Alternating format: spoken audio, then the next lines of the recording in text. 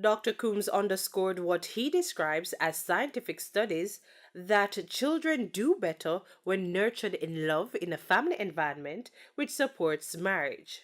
Is if we allow this approach to this loose arrangement of family life and to continue, we're going to have to grapple with the consequences in terms of the social consequences, crime and violence being not the least of them, and the health issues. Because remember, instability in that union and father absence contributes to things like mental health issues. There's Really? more, yes, there's more the suicide rate is greater among children who grow up without a father than those who grow up with one. Yes. And in marriage, for that matter, those who end up in mental health institutions, the proportion of them are greater in terms of those who grow up outside of intact married households and without a father. These are facts that have been unearthed. So as a country, we are going to have to find a way, I suggest, to change this mindset. It's a daunting task, but doing nothing is not an option if we want a future. But what of broken marriages? Are they not supporting antisocial behavior as well?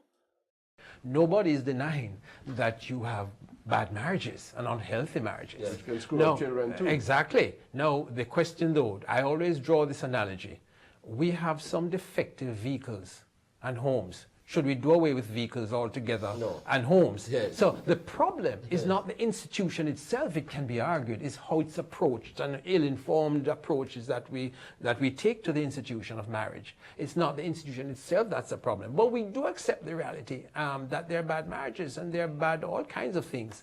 But it doesn't negate the fact that when approached the way it ought to be approached with the support from society and state, it gives the best results. In public health and things like clinical medicine, like surgery, we have what we call best practices based on evidence. But what are we doing wrong and how can this be corrected?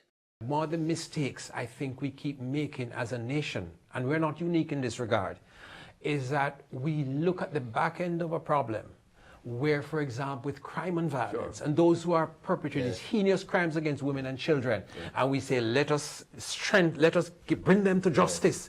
Let us empower women and our children to protect themselves. And that is important.